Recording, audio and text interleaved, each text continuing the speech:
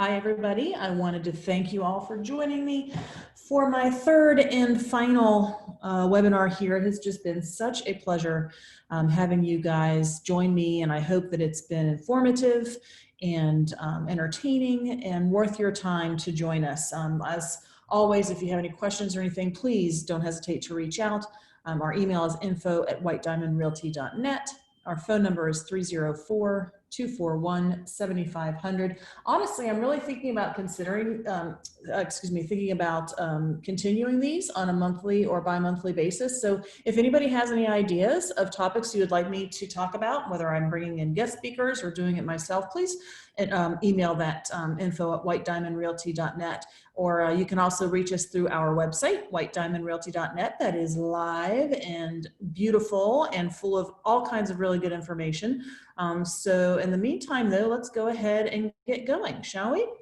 So we've talked about this, our first webinar was geared towards pretty much first-time home buyers, talking about what to expect, how to make a decision and all that good stuff. Last week's webinar, which was a really good one, was the step-by-step process, and that was for buyers or sellers, what to expect from the minute you decide to get into the market until the minute you get to the closing table. This one is going to be talking about what to do when you're buying and selling at the same time. A lot of people, I get a lot of comments that they are a little bit nervous about it, that they don't know what to expect, wondering if they don't want to be homeless or anything like that. So I wanted to get into this and let people know that, it's not as scary as you think. Is it a little bit stressful? Absolutely. But any transaction is, any big life change is, for sure. But there's a lot of ways and approaches that we can take to get you from from the time that you make the decision to getting into your new home. So first of all, there are several strategic options that we can approach the process of. The first one is you can start looking for a home. You can buy the one that you have fallen in love with. You can move into it completely and out of your current home. And then you can list your current home and sell your current home. Option number 2 would be listing your current home, waiting until you get a contract on that home, and then start looking for your new home, contract on your new home, and then buy and sell at the same time. In that scenario, you have a contingency to sell your house on the new house that you're buying. So number 3 would be list your home, start looking for a home, contract on your new home, contingent on the sale of your home, contract on your current home once you start, once you get an offer on that, and then sell and buy at the same time. And then option number 4 would be start looking, contract on your new home, then list your house, contract on your current house, and then sell and buy at the same time. So those are your 4 basic options to do that. So the question would be then, how do we do this? So let's go back to school and we're going to do the basics, the what, whys, when, where, hows, whose. And I think always the most important question of this one is, of anything really in life, whenever you're making a big decision, I think the first question that you need to ask yourself is why? Why am I moving? Why you're moving will have a very large impact on which strategy you pick. And there are all kinds of reasons. I mean, there's people, maybe you have, little kids who are about to go into school and you want to be in a particular school zone, but you are not in there now. Maybe you are, you have one little one and you just found out you're having triplets and you need a bigger house, then you can move up there. Maybe you're downsizing. Maybe your family days are over and your kids are all off. You did your job, you raised them to be responsible human beings, and it's time to look for something a little bit smaller. Maybe you have a career change. You're moving out of the area that you're being recruited and you're going somewhere else. Or a life change. Life happens. All kinds of things can happen that mean that we're probably better off being in a space other than where we are. So the next question would be when. So that why, once you figure out that why, the next question is when. So when do I need to move? And there could be a sense of, and this was, I call a sense of urgency. So maybe it's just whenever, you've all your kids are out of the roost and it'd be nice to be in something smaller, but you're not in any hurry. So whenever is fine. Maybe you're recruited by a job and they need you there in 2 weeks. So you need to really be finding something else yesterday. You need to be buying and selling at the same time yesterday. by August 15th. Maybe there's a specific date. Let's say that the school zone scenario was the case. And you know that school starts on October 20th, so you really want to be in somewhere and settled by August 15th. Maybe you're ready, but you're not urgent. Yep, your family's growing, but you know what? You can stay in the space that you're in for a little while until you find something, but you're definitely ready to find something else. So the when has a lot to do with the why. If you've noticed, all these things start to build on each other. So now, where? Where are you going? Are you moving out of the area? Are you staying within the area? Are you staying within the county but going into a different school zone? Are you staying in the state? Are you moving to Australia? You need to know where you're moving to, because especially if you're moving out of the area, or even if you're moving to a different area within Monongalia County, markets are different. A market, a Monongalia County market is very different than a Preston County market or a Marion County market. Morgantown market is very different than California or Colorado or wherever it is that you're going to. So knowing where you're going and what the market is like there, as far as timing and price range and all kinds of stuff, has a lot to do with your decision and what kind of order, which of those first scenarios that you were talking about. So now let's talk a little bit about the what. What do I need to know? Okay, so you know why you're moving. You know what your urgency is. You know where you're moving to. So you have all those. So based on all of those things, what do I need to know now? What information is important to me?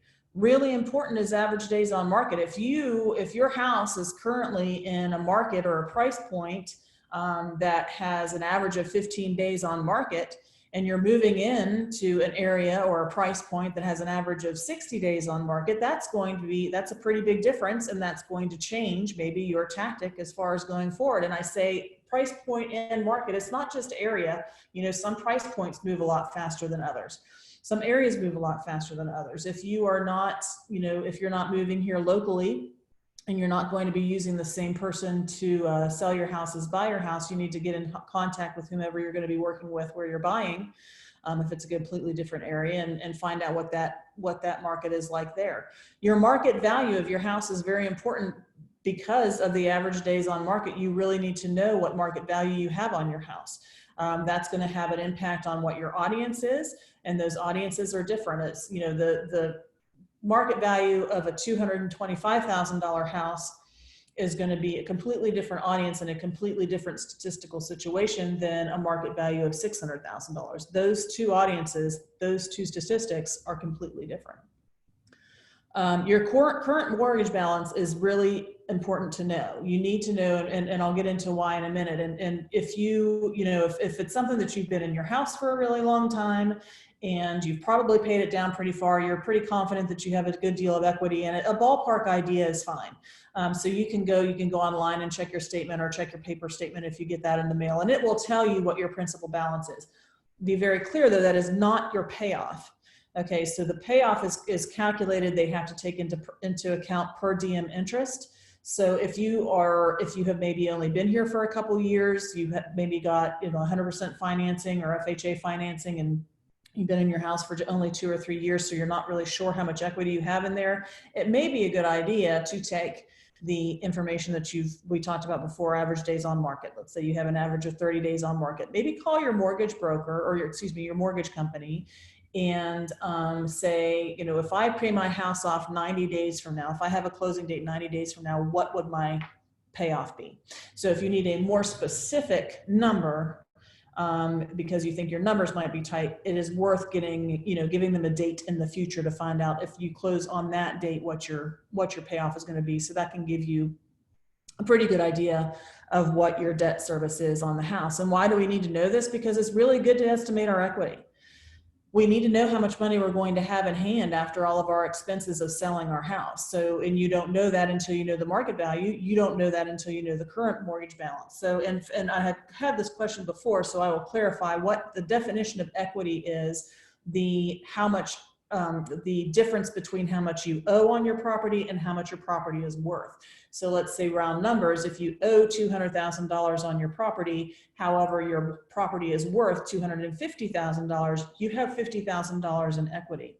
You want to know this what your gross equity is, and then subtract your expenses from that so that you know how much money you're going to have in hand. That will then in turn help you know what kind of a down payment you have. Perhaps you have enough money to pay in cash. You need to know this so you know what your loan options are. Your loan options could be if you have enough money, if you have enough equity to maybe purchase a home outright, that you will not have to get a loan on your next house.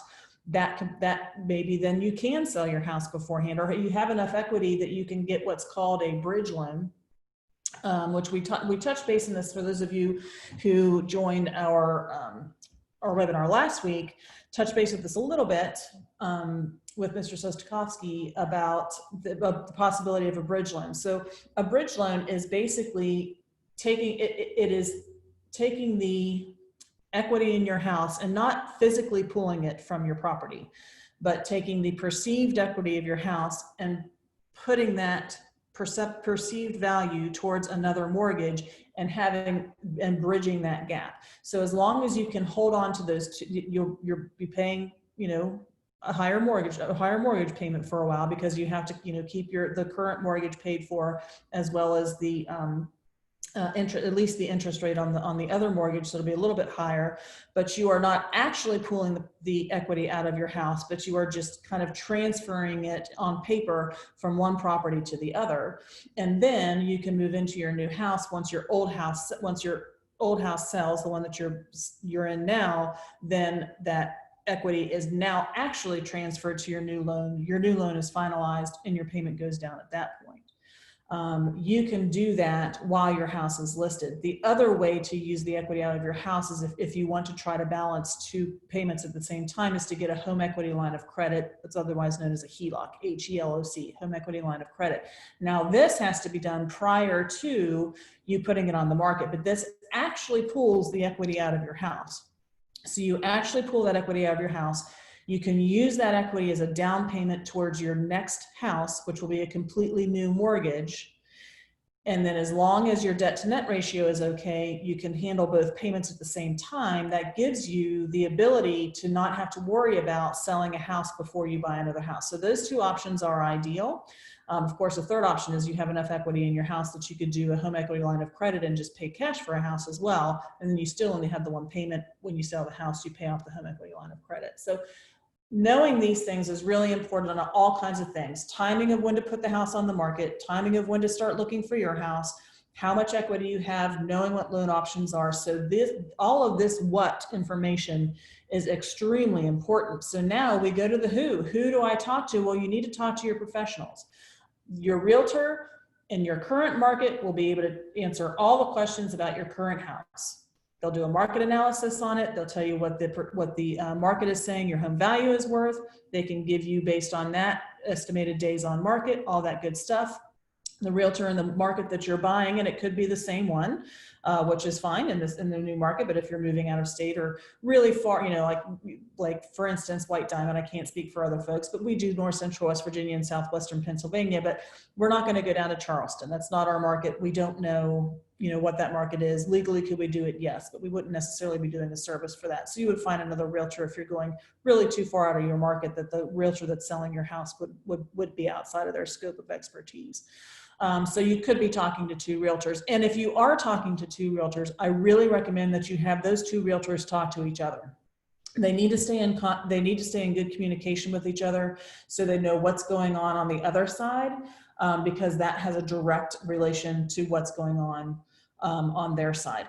And a lender, once you have that information, that's going to be your next conversation. First, talk to your realtor. Next, talk to your lender and say, this is what I'm going to have. What are the scenarios? Can I do two at the same time? Am I comfortable with that? If not, fine.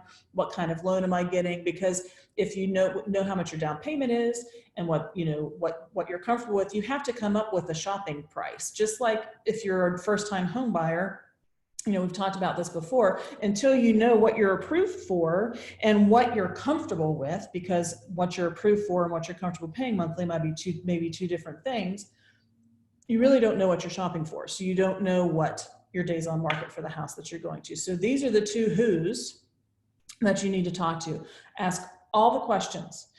Tell them all of your concerns. Have open and honest conversation with these two professionals, because they really can help you as long as they know what your thought process is, what your motivations are, what your sense of urgency is.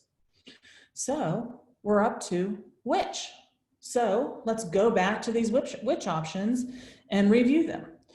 Let's see what we do here. So remember, number one, look, buy, move, list, sell. So if you have enough equity in your home to either buy cash or be comfortable holding in some manner two mortgages, whether it's, you know, home equity, two actual mortgages and a home equity line of credit or a bridge loan or whatever the case may be, then you can look for a house, buy a house, move into a house, and then list and sell your house. And I tell you what, if you have this ability and that it is within your comfort range, this is the ideal scenario, because then you don't have to worry about, you know, timing. You don't have to worry about dominoes falling in the right way. You don't have to make sure you made your bed every morning because you might have a listing. You can just completely move out of your other house. It really takes a lot of the stress out of it. So this is your number one ideal option, although honestly, this is not usually the case. Typically, people need to sell their house before they can buy their house, which is okay. So then let's take a little bit closer look at option number two. You list your house, you wait until you get a contract on that house. So let's say that you are moving into a really fast moving price range, that you know you're going to be having a lot of competition in that price range or that market that you're going to be moving into. You're going to be in a much better negotiating stance if you already have a contract on your house.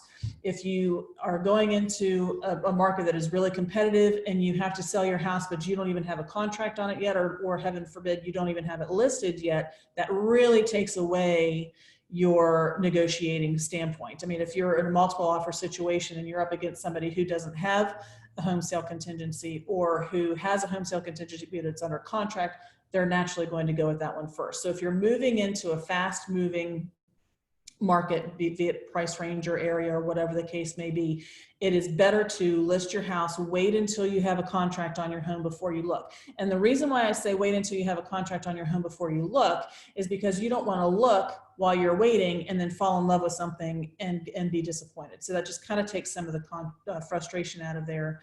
So then the house that you buy after you're under contract, it is what's called contingent on the sale of your home, and then you sell and buy at the same time.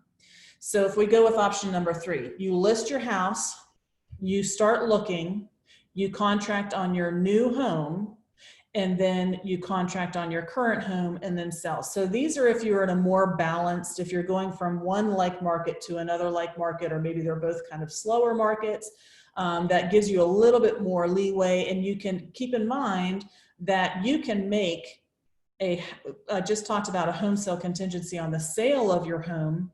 You can also make a home purchasing, the home that you're purchasing, excuse me, I'm doing that backwards. I always get this mixed up in my head. You can also, oh wait, oh shoot. Sorry, it's been a long day. I'm confusing myself just a little bit. That one's on the next one. So contract on your new home, still making it contingent on the sale of your current home.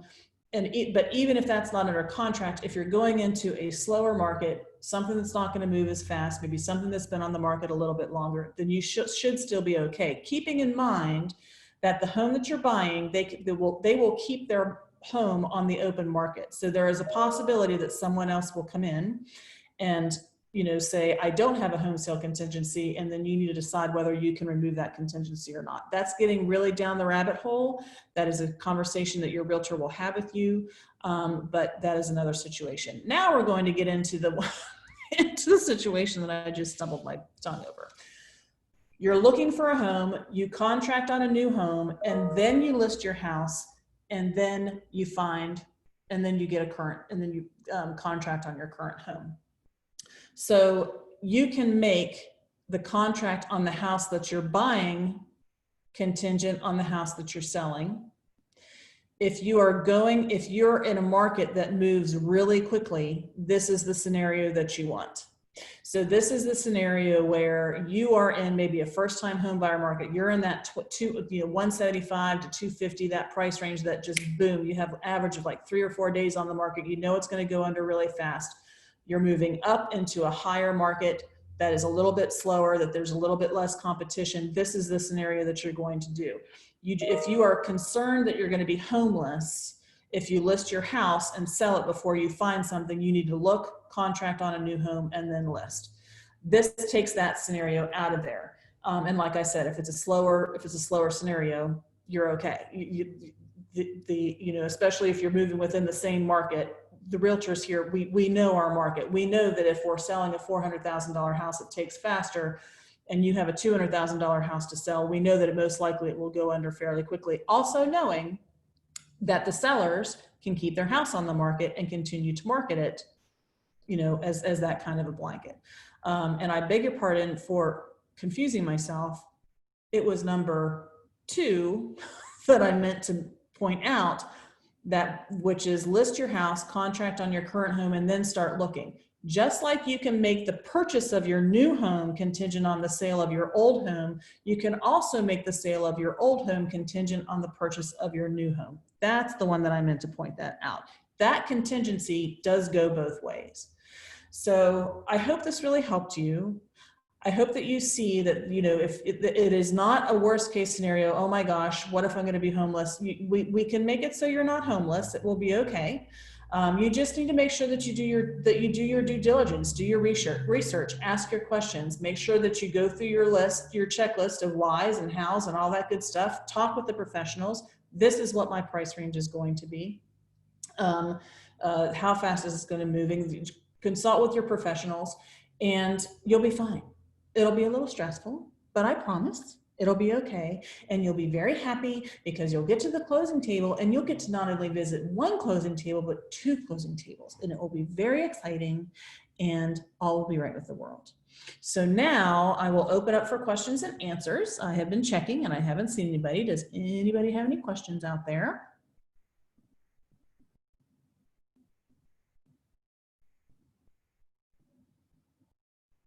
Okay, one question. Question is, as far as timing, when should I start researching what the market will be where I'm selling as well as where I'm moving? That's going to be pretty early in the process. So pretty much once you know that you're going to be moving, that's when you need to start doing that. So reach out to somebody. Remember, I've talked about it before, the rule of 3.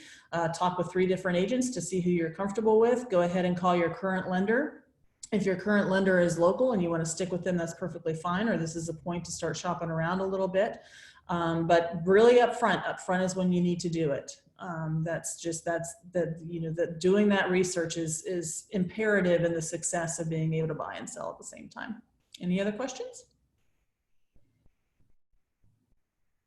Awesome. Well, I am recording this. We're going to be putting it up on YouTube. I can send it to you via email if you'd like.